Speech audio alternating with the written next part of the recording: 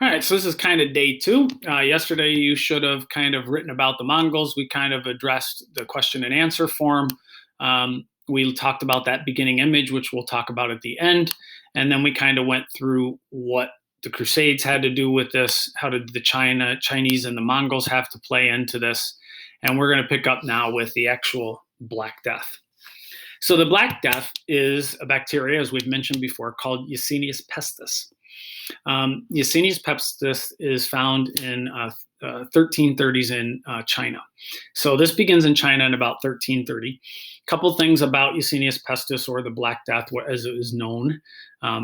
By the way, side note, never would have been called the Black Death during the Middle Ages. That is a name given to it after the Middle Ages, much later actually. They would have called it one of two things during the Middle Ages. They would have called it the Great Pestilence, or they would have called it the Plague.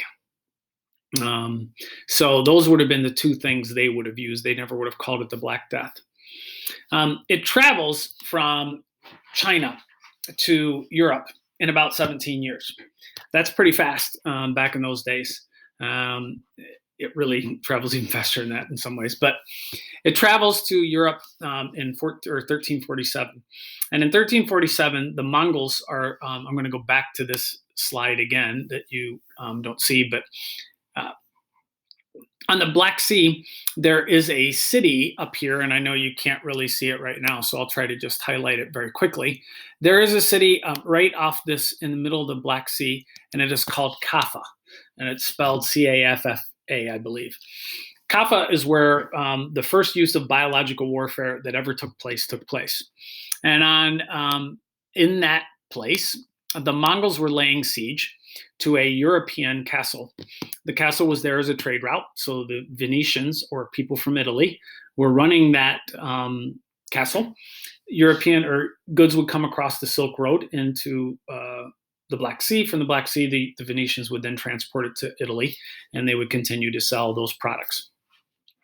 The Mongols wanted to take over that castle because that meant more power and wealth for them. So they laid siege to it, and they laid siege for a long time. And the castle was able to hold. By the way, if you click the link, you'll see a video that's about 3 minutes that kind of shows you what I'm talking about. So eventually the Black Death begins to kill members of the Mongol army laying siege. So the Mongols, which is the first documented case of it in world history, they actually put plagued bodies into the catapult and shot them up over the walls and spread the plague basically through a form of biological warfare. As the story goes, 4 Venetians snuck out of the castle. All castles have escape routes and getaways and places to get out. They made it onto a trading ship and they sailed for Italy. Before they got to Italy, all of the people that were the original Venetians had died, and they had spread the plague to the members on the boat. As the boat landed, there's a book written in Italy called the Decameron, which was written about the Black Death as it was happening.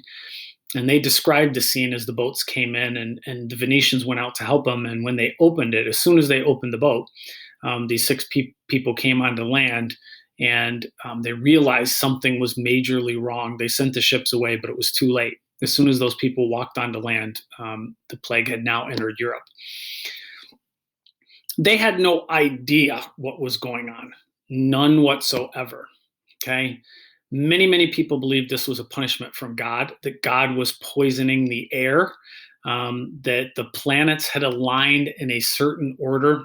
I think, if I'm not mistaken, can remember correctly, they believed that all the planets were aligned, all of them in a row, and that released a poisonous gas that that was poisoning the air. So anybody that breathed was catching this disease. They had no medical background. They had no understanding of what was going on. But the plague is very, very quick. So as you can see in the chart, day 1, so you were exposed to the plague on day 1, and you begin to get these things called buboes. Buboes are a swelling of your lymph nodes. Day 2, you are vomiting and develop a high fever. By day 3, you begin to bleed under your skin. Day 4, it attacks your central nervous system, and you spasm, and pretty much by day 5, you either die or you live through it. About 10% of the people live through this process, but most people did not. There was really no care for this. They didn't have antibiotics, which would have solved the problem. They didn't know what was causing it. They thought it was a punishment. And so this is where the real problems come in. Fear set in. Some of what you see in today's world where people are just unsure of the situation. We're fairly educated. We can read newspapers. We have doctors on TV telling us what to do to keep safe, what to do. In the Middle Ages, there was none of that. You just weren't sure what was going on. And life kind of went on. And in the process of going on, it spread very quickly. So there was no real care for people. The only care you got was from your own family. And in the process of caring for your kids or caring for your mother or caring for your husband or wife, you got sick too. So it's estimated that about 75 to 200 million people died in the plague. About half of Europe dies in 3 years. So it is an outrageous number of people.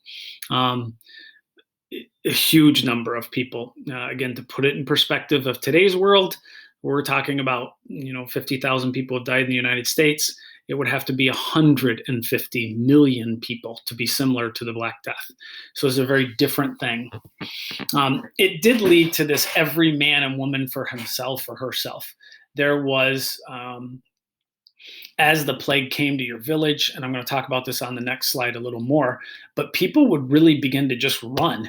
Like parents were leaving their kids and kids were running away from their parents because they had no idea what was going on. And so it's back to like that Viking mentality. There's so much fear that people would just run to the next village. The problem was some of them were carrying it. And so it spread very quickly. It did spread via trade routes all over Europe within 3 years. So this spreads across the entire continent of Europe in about really 2 years. You remember those castles that the kings and nobles were building? They would have multiple castles, and there would be one castle by the manor, and that's where they would live. But they built castles on mountainsides, or they built castles out in the countryside where nobody was. Most of the higher elite immediately ran. They didn't know what they were running from, but they ran to these castles and they locked them up. And most of them stayed. And if they did that, they're basically doing what we're doing. We're staying sheltered in place. And so those people were able to survive that. So those castles that they built become kind of important for some of those people. They're able to get away from the crowds, to not be near anyone. The plague then, as we talked about people running, it really did just swallow up the trade routes. So if you look at a map like this, and again, when you do it, you can blow this up and look at this a little bigger. It shows the years. So in 1347, the plague is basically in this swath. Whoops, if I could do that right. So in basically a year, it gets into 1 or 2 cities, and then boom, it goes everywhere through trade routes. You even notice this is in Africa. This is happening in northern Africa. Mansa Musa has been on his Hajj, and he is home now. And then the plague comes. So Mansa Musa's already traveled. He's done his thing. Now this is hitting. And it did hit Africa as well and spread across the Sahara down into West Africa. Then again, it hits again in the mid, and by the next year, if you look at this, by really 2 years later, it's already through England and it's wrapped around most of this.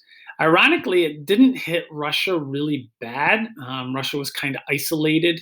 This would be Estonia, Latvia, Lithuania today. They were kind of out of the thing. And every kid always asks me, how come like Poland really didn't get hit? I don't really know the answer to that, other than the Polish kingdom may have tried to keep people completely out of their kingdom and just didn't stop trade.